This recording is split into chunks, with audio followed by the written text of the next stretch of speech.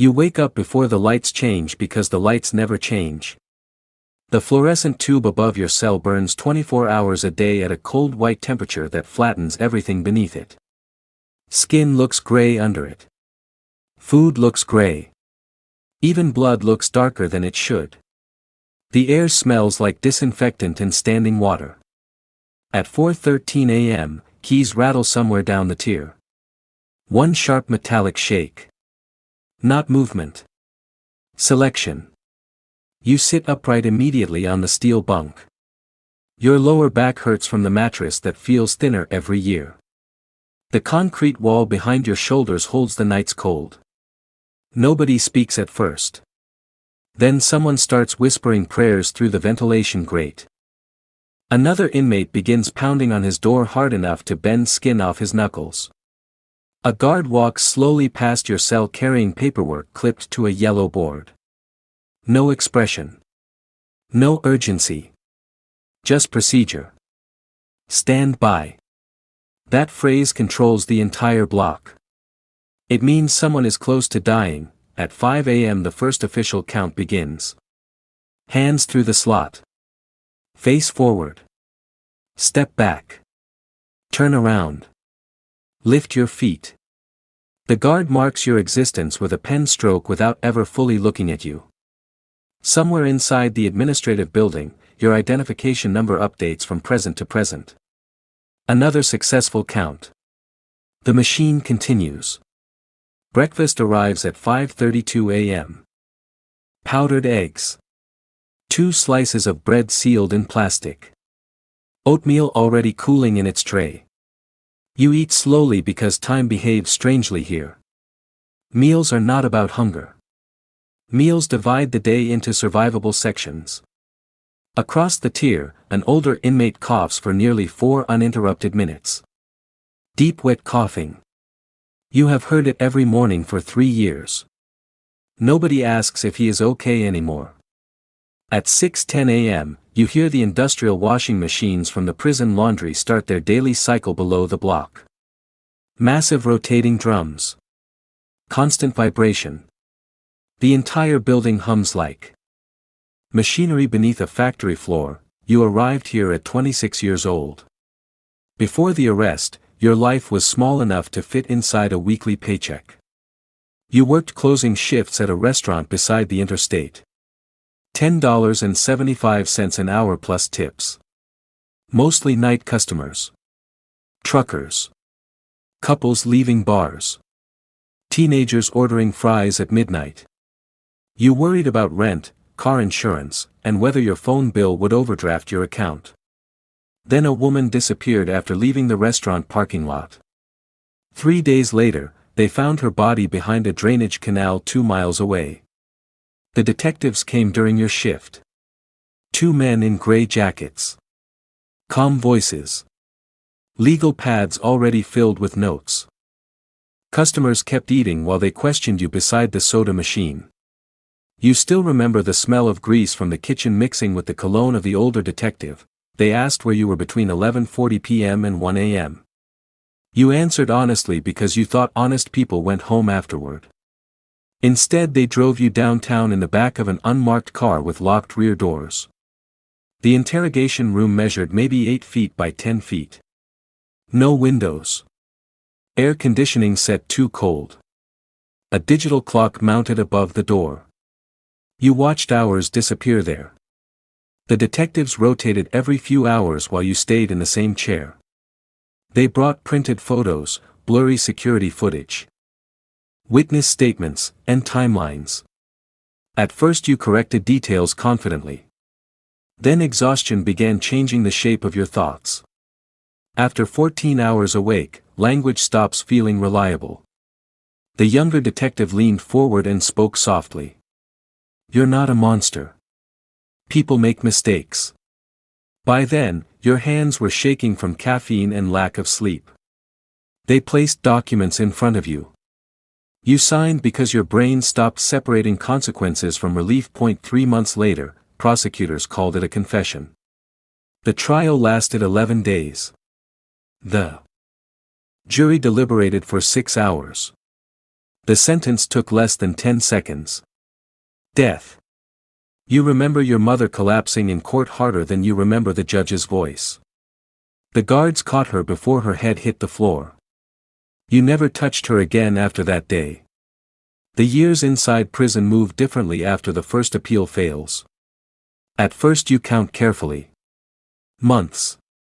Birthdays. Court dates. Eventually the counting becomes dangerous. Every denial teaches your body not to expect survival. So you adapt. You memorize smaller things instead. The rust pattern beneath the sink. The exact 7-second delay between security camera rotations. The crack spreading slowly across the ceiling paint over 4 winters. The names of guards who avoid eye contact before bad news. Year 3, your public defender changes. Year 4, your mother dies from a stroke. The prison chaplain informs you through the slot in your door while another inmate screams obscenities somewhere down the tier. You receive permission to attend the funeral remotely through a prison monitor. 47 minutes. Pixelated video. Muted microphones. Your cousin cries while buffering interrupts the service twice. Afterward the screen goes black and a guard tells you time is up. You sit alone for 6 hours afterward staring at the wall because grief has nowhere to go inside a 6 by 10 foot cell. Year 5, you stop answering letters from friends because every conversation becomes archaeology. They discuss marriages, children, houses, vacations. Their lives move forward naturally while yours remains mechanically preserved inside institutional routine. People outside prison measure life through milestones. Inside prison, you measure life through procedures. Searches. Counts. Appeals. Medication rounds. At 9:15 p.m. every night, lights dim slightly for exactly 30 minutes before returning to full brightness again. Nobody knows why. Maybe energy management. Maybe protocol written decades ago by someone already dead. The reason no longer matters. Only compliance matters. That is the first real lesson of the system. Truth matters less than consistency. The prison does not require emotional belief to function. It only requires participation. Guards process forms. Clerks enter numbers. Judges deny motions. Medical staff monitor blood pressure. Everyone performs a fraction of the machine while claiming responsibility belongs elsewhere. You learn this fully during your final appeal. The hearing lasts 19 minutes. Your attorney arrives carrying 3 overstuffed folders and exhaustion visible beneath his eyes. Court appointed. Overworked. 53 active cases. New DNA evidence exists now. Technology advanced enough to retest material from the original investigation. Results exclude you completely. But the prosecutor speaks calmly about deadlines, procedures, and filing windows. The phrase procedurally untimely ends your remaining chance at survival. Not false. Not disproven. Untimely. The judge never looks directly at you while reading the denial. Back in prison, the guard handing you the paperwork avoids eye contact completely. That is how you know the execution date is real. 14 days, after the date is scheduled, the system changes around you subtly. Meals improve slightly. Observation increases. Medical evaluations become more frequent. A nurse checks your veins carefully under bright examination lights. Blood pressure. Pulse. Temperature. Not to preserve your health. To guarantee functionality. An inmate beside your cell whispers through the vent after midnight. They stop treating you human after the date. He is wrong. The truth is colder. They start treating you like inventory. Your final week passes in fragments. A chaplain visits twice. 3 reporters submit interview requests. You decline all of them.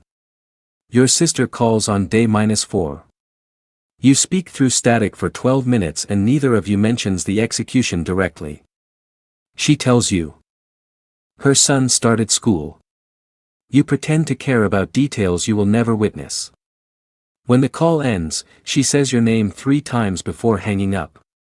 As if repetition could preserve you, the night before the execution, you cannot sleep even though your body feels exhausted enough to collapse. The ventilation system pushes dry cold air through the cell continuously. Somewhere down the corridor, another inmate cries quietly into a pillow. At 11:42 p.m., guards arrive. 3 officers. 1 lieutenant. Paperwork already prepared. Your wrists are restrained behind your back. Not violently. Professionally. The walk to the execution chamber is shorter than expected. That surprises you most. 7 years of fear compressed into less than 2 minutes of walking. The chamber smells sterile. Clinical cleaning chemicals. Recycled air. Faint plastic odor from medical tubing. Witnesses stand behind reinforced glass. The victim's father. 2 reporters. State officials. People holding notebooks. People holding closure. The gurney feels colder than the cell bunk. Leather restraints tighten across your chest, wrists, thighs, and ankles. A medical technician inserts the 4-line carefully into your arm while another monitors your pulse on a digital screen. No hatred exists in the room. Only procedure. The warden asks whether you want to give a final statement. You understand the invisible transaction being offered. Confess. Apologize. Validate the machine. 1 sentence could make everyone more comfortable. You look through the glass toward strangers who already decided what truth means. The microphone waits inches from your mouth. Your pulse monitor beeps steadily in the silence. Then you realize the final cruelty of the entire system. Nobody here believes themselves evil. The prosecutor believed in order. The detectives believed in pressure. The jurors believed in evidence. The guards believed in duty. The medical staff believe they are reducing suffering. The machine survives because every individual component feels morally distant from the outcome. You inhale slowly. The air conditioning hums overhead exactly like the fluorescent lights from your cell. Constant. Mechanical. Indifferent. The chemicals enter your bloodstream seconds later. Cold spreads first through your arm. Then your chest. Sound becomes distant. Blurred. The final thing you hear is not prayer or apology. It is paperwork moving between hands. Another signature completed. Another procedure finished. And by morning, your cell will already belong to someone else. The fluorescent light will still hum overhead. The guards will still perform count at 5 a.m. Breakfast trays will still slide through steel slots. Somewhere in the administrative office, your identification number will quietly change from present to deceased. Then another name will replace it. The system will continue perfectly. Like you were never there at all.